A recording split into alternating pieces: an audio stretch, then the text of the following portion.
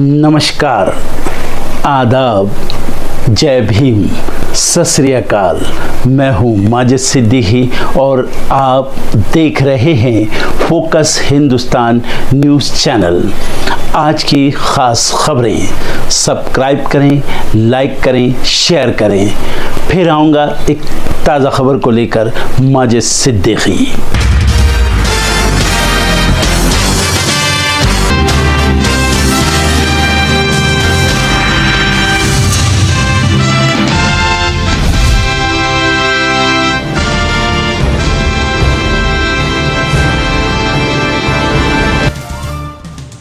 तमिलनाडु में बड़ा ट्रेन हादसा, मालगाड़ी से टकराई मैसूर दरभंगा एक्सप्रेस। ट्रेन हादसे में 19 लोग घायल, कई ट्रेनों के बदले गए रूट। तमिलनाडु रेल हादसे को लेकर राहुल गांधी का केंद्र पर फूटा गुस्सा, बोले सरकार के जागने से पहले कितने और परिवार होंगे खत्म। बीजेपी पर कांग्रेस चीफ मल्लिकार्जुन खड़गे का हमला, कहा वो लिंचिंग करते हैं, उनकी पार्टी आतंकी है। समाजवादी पार्टी प्रमुख अखिलेश यादव का बीजेपी पर हमला, कहा जयप्रकाश नारायण इंटरनेशनल सेंटर के सामने आज भी बीजेपी का विकास है फीका। सीट शेयरिंग पर शिवसेना यूबीटी संजय राउत का बड़ा बयान, कहा 200 से ज्यादा सीटों पर आम सहमति बन गई है, 1-2 दिनों में पूरा हो जाएगा सीट बंटवारा। शिवसेना यूबीटी सांसद संजय राउत ने शिंदे सरकार पर साधा निशाना, बोले गुजरात से चलती है शिंदे की पार्टी। हरियाणा सीएम का शपथ ग्रहण 17 अक्टूबर को, तीसरी बार बदली डेट। दिल्ली में अमित शाह के घर देर रात तक चली मीटिंग। सपा नेता एसटी हसन का बड़ा बयान, कहा पूरी दुनिया के लोग ईवीएम का बहिष्कार कर रहे हैं। ओवैसी पर कांग्रेस नेता उदित राज ने साधा निशाना, कहा एआईएमआईएम समेत कुछ पार्टियां बीजेपी की बी टीम। संघ की स्थापना दिवस पर बोले मोहन भागवत, राष्ट्रीय चरित्र के बलबूते ही देश बड़ा होता है। अमेरिका लेबनान में समाधान चाहता है, न कि संघर्ष। इजराइल हिजबुल्लाह युद्ध पर बोले अमेरिकी विदेश मंत्री एंटनी ब्लिंकन। 1 साल बाद भारत के प्रधानमंत्री नरेंद्र मोदी ने की कनाडाई प्रधानमंत्री जस्टिन ट्रूडो से मुलाकात। ट्रूडो ने बैठक के बारे में कुछ बताने से किया इनकार। लाओस के दौरे पर हैं पीएम मोदी। इजराइल ने 48 घंटे में दूसरी बार लेबनान में यूएन के शांति सैनिकों पर किया हमला। हमले में 2 श्रीलंका पीस कीपर्स हुए घायल। अमेरिका ने इजराइल से की पीस कीपर्स पर हमला बंद करने की अपील। लाओस में पीएम मोदी ने थाईलैंड के प्रधानमंत्री से की मुलाकात। व्यापार संबंधों को बेहतर करने पर हुई बात। पीएम मोदी ने एक्स पर पोस्ट कर दी जानकारी। अमेरिका के पूर्व राष्ट्रपति डोनाल्ड ट्रंप ने प्रवासियों को लेकर फिर दिया विवादित बयान, कहा अमेरिकी अप्रवासी आतंक फैला रहे हैं। 5 नवंबर को इनसे अमेरिका को मिलेगी आजादी। हवाई जहाज बनाने वाली कंपनी बोइंग के कर्मचारियों के लिए बुरी खबर। कंपनी ने दुनिया भर में 17,000 लोगों की छंटनी का लिया फैसला। कारोबार में लगातार बढ़ते दबाव और कर्मचारियों की हड़ताल के चलते लिया गया है फैसला। प्याज टमाटर बिगाड़ सकते हैं बजट, 2 महीने बाद फिर 5% के ऊपर पहुंच सकती है खुदरा महंगाई, एक रिपोर्ट में किया गया दावा। भारत और बांग्लादेश के बीच T20 सीरीज का आज तीसरा मैच। हैदराबाद में शाम 7 बजे खेला जाएगा मैच। भारत 3 मैचों की सीरीज में 2-0 से आगे। एल्विश यादव के साथ नजर आई नताशा स्टेनकोविक। सोशल मीडिया पर तेरे करके गाने पर साझा की रील, दोनों को साथ देख फैंस हुए शॉक्ड। और मल्लिका शेरावत ने बॉलीवुड पर लगाए गंभीर आरोप, कहा यहां चलती है चमचागिरी। एक पॉडकास्ट में दिया बयान।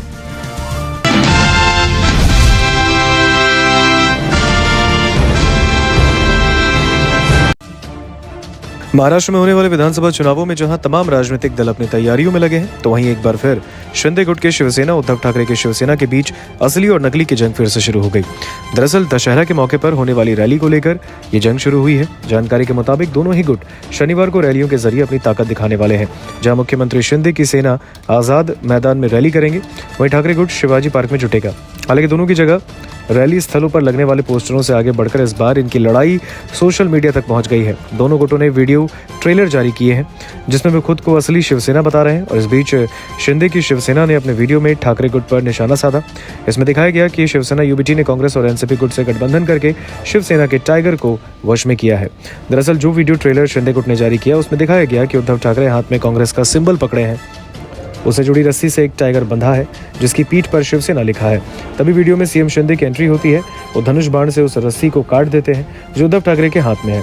इसके बाद शिवसेना का बाग शिंदे के गले में लग जाता है।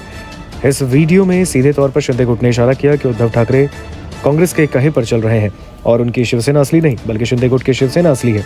वहीं वीडियो के साथ लिखी इस पोस्ट में कहा गया कि शिवसेना की दशहरा रैली होने वाली है। मराठी हमारी सांस है, हिंदुत्व हमारा जीवन, चलिए आजाद मैदान चले। आपको बता दें कि बाला साहेब ठाकरे के समय से ही शिवसेना के लिए दशहरा रैली के कई मायने रहे हैं। बाला साहेब की दशहरा रैलियां सामाजिक के साथ साथ राजनीतिक संदेश देने वाली भी रहीं।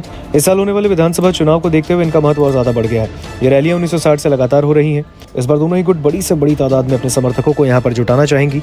जून 2022 में शिवसेना में दो फाड़ होने के बाद से उद्धव ठाकरे का गुट शिवाजी पार्क में रैली करता आ रहा है, तो वहीं शिंदे सेना ने पहले साल तो बांद्रा कुर्ला कॉम्प्लेक्स के MMRDA ग्राउंड में रैली की। बाद में शिंदे गुट आजाद मैदान में रैली करने लगा। दूसरी ओर इस बार होने वाले विधानसभा चुनावों को लेकर भी दोनों ही गुट अपने गठबंधन के बाद विचार विमर्श के दौर में है। ऐसे में आगे आने वाले वक्त में क्या होता है, महाराष्ट्र की राजनीति में कौन हावी होता है, ये देखने वाली बात होगी।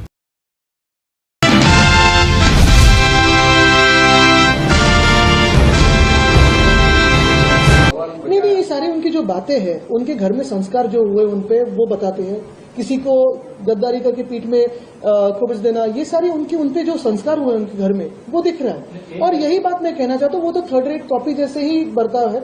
ओरिजिनल वो ओरिजिनल होता है। दूसरी चीज है, इतनी अगर हिम्मत हो तो बंदे ने हिंदू सम्राट बाला साहब ठाकरे का फोटो इस्तेमाल ना करे, शिवसेना नाम ना इस्तेमाल करे, धनुष बाण ना इस्तेमाल करे, खुद का चेहरा लीजिए और जाइए जनता में।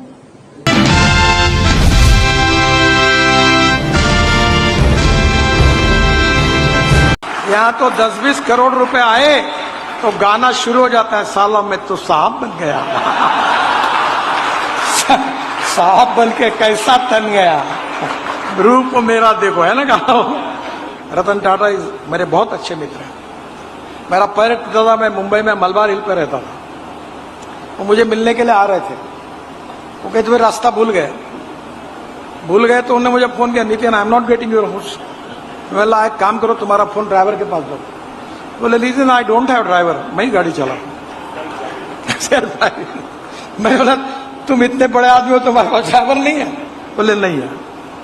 फिर उनको नागपुर लेके मैं आया था, तो मैंने उनकी बैग थी, मैंने हमारे सरकारी मंत्री था, वे इसकी बैग पकड़ टाटा साहब।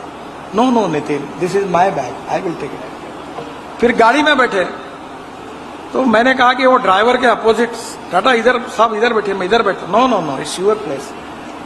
यानी इतनी बड़ी संपत्ति होने के बाद कितनी विनम्रता, कितनी शालीनता, कितनी सहजता। यहाँ तो 10-20 करोड़ रुपए आए तो गाना शुरू हो जाता है, साला में तो साहब बन गया। साहब बन के कैसा तन गया, रूप मेरा देखो, है ना गाना। ऐसे आंग में लाते हैं साले। चाय से किटली गर्म होती है, उसके पीए और पीएस तो और गर्म होते। साहब है। मैं एक बार, मेरा पैर टूटा था, मुझे नांदेड़ जाना था, मेरा एक पीए बड़ा होशियार था, चाय से किटली गर्म। तो उसने वो स्टेशन मास्टर गडकरी साहब आ रहे, वो 2 नंबर के फ्लैट पर गाड़ी खड़ी होगी तो उनको चलने में तकलीफ होगी, ये नंबर 1 पर लाओ। तो उसने कहा ये अपोजिट डायरेक्शन है। नहीं बोले उधर लाओ। मैं सुबह उठा तो पहले नंबर पे गाड़ी है, दूसरा। मैंने बोला ये कैसा हुआ, क्यों ये कैसा हुआ? सर मैंने ही स्टेशन मास्टर को कहा कि इस पे लाओ। तो तूने क्यों कहा? मैंने कहा था क्या तुमको? कभी कभी बहुत सी बातें ऐसी समझते और न समझते हो जाती। देखिए, ज्ञान, तंत्र ज्ञान, नॉलेज, सत्ता, संपत्ति, सौंदर्य, पर्सनैलिटी, बिजनेस, प्रॉफिट्स, इसका अहंकार मत रखिए। ईडी का ऑफिसर आता है तो कैसे उतर जाती सब, इनकम टैक्स वाला आता तो कैसा होती है। सीधा काम करिए। आज का जमाना स्ट्रेट फॉरवर्ड ट्रांसपेरेंसी से काम करिए।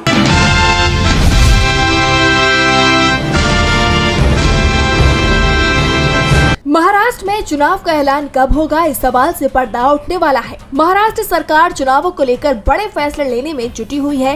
एकनाथ शिंदे की सरकार अक्टूबर महीने के 10 दिनों में 12 से 51 फैसले ले चुकी है। इन फैसलों से जुड़ी फाइलों पर सीएम शिंदे साइन कर चुके हैं। महाराष्ट्र कैबिनेट की बैठक में धड़ाधड़ फैसले हो रहे हैं। 10 दिन में 132 फैसले महाराष्ट्र कैबिनेट ने लिए हैं और अब कहा जा रहा है कि महाराष्ट्र कैबिनेट की चुनाव के बाद ही बैठक होगी। इस बीच शिवसेना के दोनों ही गुटों की तरफ से दशहरा को होने वाली रैली की तैयारियां की जा रही हैं। एकनाथ शिंदे और उद्धव ठाकरे दोनों ही गुट अलग अलग रैली करेंगे और चुनाव को लेकर अपनी ताकत दिखाएंगे। इस रैली के बाद यानी 13 अक्टूबर को चुनाव का ऐलान हो सकता है। एनडीए नेताओं ने कहा कि 13 अक्टूबर को चुनावों का ऐलान हो जाएगा। अगर 13 को नहीं हुआ तो फिर 14 को ये तय है। नवंबर के तीसरे सप्ताह में वोटिंग पूरी कर ली जाएगी और नतीजे 24 नवंबर के आसपास आएंगे। चुनाव आयोग की तरफ से पूरी तैयारी कर ली गई है। अब इंतजार 13 अक्टूबर का है, जिस दिन चुनाव आयोग महाराष्ट्र और इसके साथ ही झारखंड में विधानसभा चुनावों का ऐलान करेगा। महाराष्ट्र की 288 और झारखंड की 81 सीटों पर 2-2 चरण में वोटिंग हो सकती है। वैसे चुनाव आयोग से राजनीतिक दलों ने एक राउंड में वोटिंग कराने की अपील की थी।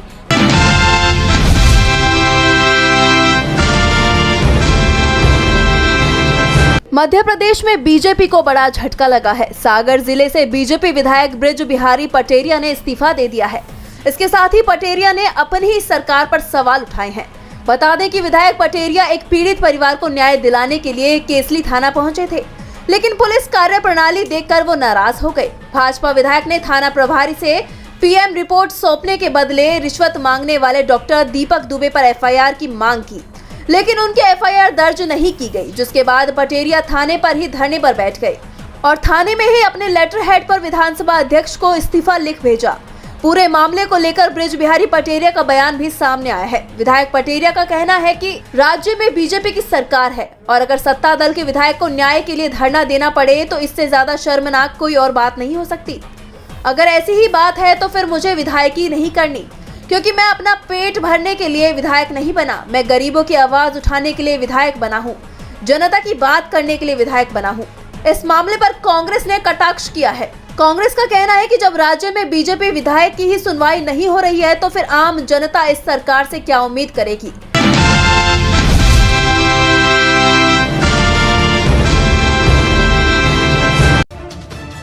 रूस और ईरान के संबंधों में हाल ही के सालों में एक नया मोड़ आया है, विशेष रूप से 2022 के बाद से, जब रूस ने यूक्रेन पर आक्रमण किया था। दरअसल रूस और ईरान अतीत में एक दूसरे के 200 साल से दुश्मन रहे हैं। हालांकि अब वैश्विक परिस्थितियों और भू राजनीतिक चुनौतियों के कारण एक दूसरे के करीब आ रहे हैं। आइए जानने की कोशिश करते हैं क्या इस मुलाकात के मायने क्या हैं और दोनों देश एक दूसरे को कौन कौन से हथियार सप्लाई करते हैं। इस कहानी को शुरू से समझने की कोशिश करें तो पता चलता है कि किसी दौर में ईरान और रूस में उसी तरह की प्रतिद्वंदी थी जैसे आज अमेरिका और ईरान के बीच है। दरअसल पहलवी शासन के दौरान ईरान हथियारों और आधुनिक साजो सामान के लिए अमेरिका और ब्रिटेन के भरोसा रहता था, बदले में उनको तेल देता था। फिर ईरान में हुई इस्लामिक क्रांति, जिसके अगुवाई थे ईरान के पहले सर्वोच्च लीडर अयातुल्ला खोमेनी के ना तो अमेरिका से दोस्ती पसंद की और ना ही सोवियत संघ से। 1969 की क्रांति के बाद कट्टरपंथी खोमेनी सर्वोच्च लीडर बने तो ईरान ने अमेरिका का मुंह ताकना बंद कर दिया, जिससे अंकल सैम नाराज होकर इराक के पास चले गए। सोवियत संघ किसी दौर में पर्शिया को अपना उपनिवेश बना चुका था, इसलिए ईरान को उसके पास जाना भी पसंद नहीं था। ऐसे हालात में ईरान ने अपने खुद की सैन्य क्षमता बढ़ानी शुरू कर दी और सहारक हथियार जुटाने शुरू कर दिए। हालांकि इसी बीच अमेरिका के अलावा इजराइल, इराक और अफगानिस्तान जैसे देशों से भी ठन गई। ऐसे में ईरान को अपनी सैन्य जरूरतों को पूरा करने के लिए दूसरे देश की जरूरत महसूस होने लगी। ऐसे में उसे साथ मिला चीन और उत्तर कोरिया का। शंका के साथ ही सही, पर धीरे धीरे वह सोवियत संघ के करीब आने लगा और आज स्थिति यह है कि दोनों ही देश एक दूसरे की जरूरत बन गए हैं। 1990 के दशक से शुरू दोनों में देशों के संबंधों में सुधार होने लगा और रूस ने ईरान को सैन्य साजो सामान मुहैया कराना शुरू कर दिया। T-72 टैंक, बख्तरबंद गाड़ियां, लड़ाकू विमान, anti tank missile, SA-5, SA-6 मिसाइलें, SU-24, MiG-29 fighter plane, 3 kilo class की पनडुब्बियां, टारपीडो, माइंस और हेलीकॉप्टर रूस ने ईरान को दिए। बाद के सालों में इनकी उन्नत वर्जन में भी मुहैया कराए।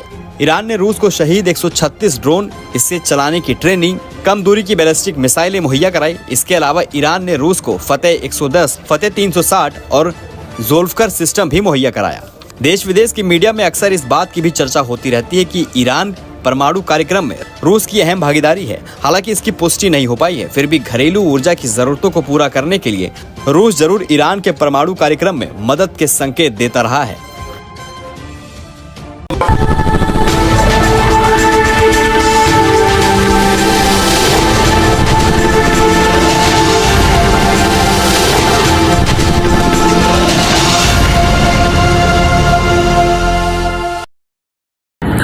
दोस्तों आज मैं आपको बताने वाला हूं कि अगर आपकी बॉडी में मैग्नीशियम की डेफिशिएंसी हो जाए तो आपको क्या क्या प्रॉब्लम हो सकती है। सबसे पहले इंसोमेनिया, नींद ना आना, स्लीपिंग डिसऑर्डर, इंसान सारी रात करवटें बदलता है, नींद नहीं आती, स्ट्रेस लेवल, एंजाइटी बढ़ जाती है इससे, क्योंकि कोर्टिसोल हार्मोन को रोकने में मदद करता है। और अगर आपकी बॉडी में मैग्नीशियम नहीं है तो कोर्टिसोल बढ़ जाता है, जिसकी वजह से स्ट्रेस और एंजाइटी हो जाती है।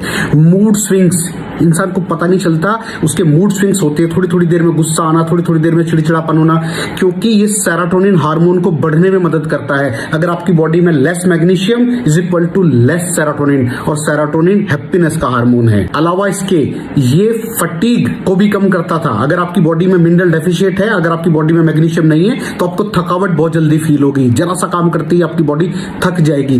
पुअर डाइजेस्टिव सिस्टम, ये डाइजेस्टिव सिस्टम को भी मैनेज करने में बड़ा शानदार रोल प्ले करता है, और अगर इसकी डेफिशिएंसी है तो कॉन्स्टिपेशन, डायरिया जैसी प्रॉब्लम हो जाती है। माइग्रेन बहुत खतरनाक प्रॉब्लम है। माइग्रेन अगर डेफिशिएट है आपकी बॉडी मैग्नीशियम से तो आपको माइग्रेन की प्रॉब्लम भी हो सकती है। ब्लड प्रेशर, अगर आपकी बॉडी में मैग्नीशियम कम है तो आपको ब्लड प्रेशर की प्रॉब्लम हो सकती है।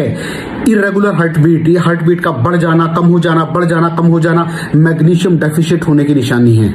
ऑस्टियोपोरोसिस, बोन हेल्थ वीक हो जाती है, क्योंकि आपकी बॉडी का 60% जो मैग्नीशियम है वो आपकी बोन्स के अंदर होता है। अगर आप बाहर से मैग्नीशियम नहीं ले रहे हैं तो आपकी बॉडी जो है वो हड्डियों में से लेना शुरू कर देती है, जिसकी वजह से ऑस्टियोपोरोसिस की प्रॉब्लम भी हो सकती है, आपकी हड्डियां कमजोर हो जाती हैं। और मसल क्रैम्पिंग, मसल क्रैम्प, नस पे नस का चढ़ जाना, मसल्स पे अकड़ जाना, बिल्कुल चलना मुश्किल हो जाता है। तो मसल क्रैम्पिंग भी तभी होती है जब आपकी बॉडी में मैग्नीशियम की डेफिशिएंसी हो। और दोस्त, हमारे यहाँ 90% से ज्यादा लोग मैग्नीशियम डेफिशिएंसी के शिकार हैं। कहां से मिलेगा मैग्नीशियम, कितनी मात्रा में लें, किस क्वालिटी का लें? तो उसका जवाब है वेस्टीज प्राइम CMD। इसके अंदर आपको भरपूर मात्रा में मैग्नीशियम मिलेगा, आपकी सारी प्रॉब्लम सॉल्व हो जाएगी। Thank you so much. दर्शकों, देख लिया आपने हमारे वीडियो को। हमें खुशी होगी कि आपने हमारे न्यूज़ को लाइक किया और दूसरों को शेयर किया।